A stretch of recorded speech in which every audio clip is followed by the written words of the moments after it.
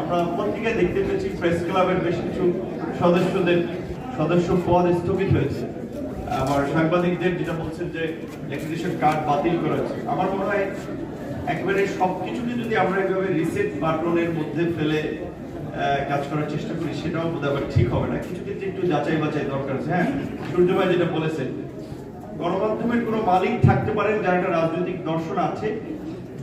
বিগত ১.৫ দশকে যে কর্তৃত্ববাদী শাসন আমরা দেখেছি, সেটার সাথে তারা ওতপ্রোতভাবে কেউ সহযোগিতা করে, কিন্তু এই হাউসে যারা রিপোর্টার হিসেবে, ক্যামেরাম্যান হিসেবে কাজ করেছে, তারা কিন্তু ওই রকম ভাবে সংশ্লিষ্ট ছিলেন না।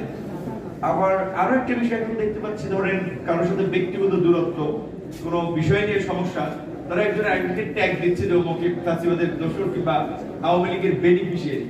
একেবারেই এটা ব্যক্তিগত স্বার্থে কিংবা তার অন্য কোনো স্বার্থে, এরকম অনেকগুলো ঘটনা আমরা ইতিমধ্যে পর্যবেক্ষণ